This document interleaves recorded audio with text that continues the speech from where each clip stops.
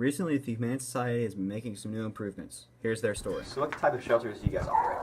We are a no-kill shelter, and we did that a few years ago so we could, really you can get more funding being like that, and we didn't want to put animals down that there was no need to put down. So define a no-kill shelter.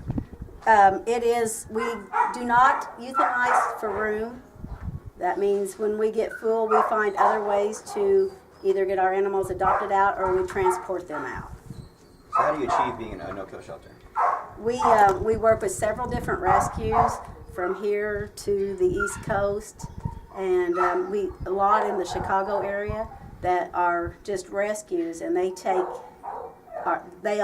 take our animals in to either adopt them out or to, if they've got something wrong with them or if they're ill, they get them better so they can be adopted out. So tell us about your transporting program. Okay, we work with two different transports. One's K9 Express, and that happens about once every 6 or 8 weeks. And that's the ones that will go over toward the East Coast. We've been doing that for about 8 years. We've, I don't know, probably gotten around 1,000 animals out that way. The last year or so, we've really picked up working with them also. And then we work with Jellystone Bark Rescue Rangers from Chicago. And we have moved, I don't know, we've worked with them the last 3 years, and we've probably moved 3,000 animals out through them. And we do that every 2 weeks. Once every 6 weeks, I drive the transport to Chicago. We leave in the middle of the night, and which we start loading about midnight, and we'll start unloading Chicago about 7:30 in the morning. And the shelters or rescues all meet to pick up the animals that they have chose. We send all of our animals in to them, and they'll choose which ones they want to take. So, and they'll take problem dogs, they'll take sick dogs, they'll take litters, whatever we need help to get out, so we can remain a no-kill shelter. So how did that program get started?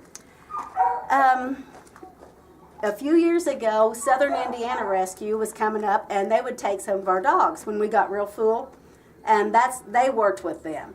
And so I called the lady one day, and we just started doing it ourselves so we could get more dogs out that way. So you guys recently started building some new buildings. How did that get started? Mike Harkness, which is a Paoli Town Council member, he had taken up a donation in the Knights of Columbus, and had met me at the newspaper office one day to present the check. And he asked us if there was anything we really needed up here, and I said, a new building. And he said, well, let me see what I can do, and that's how that got started. So what's the timeline for the project to be finished? We're hoping to have it done by the end of July. So what are some things you may need to finish the building project, or may need for the dogs? The building project, we're still short some money because when the inspectors come in, that the oldest building that was built in '78 is really not up to code in any way. So to redo that building was going to cost more than putting up a new building. So we decided that a new building would be the cheaper way to go. So we're sort of starting from scratch on that one. We're going to redo the old building just to keep it up in good shape, so we'll have storage and extra runs for our dogs. So, I mean, money would be the best thing, but because, we're a little short now that we're changing that. Thank you. Okay. You're welcome. Thanks for having me.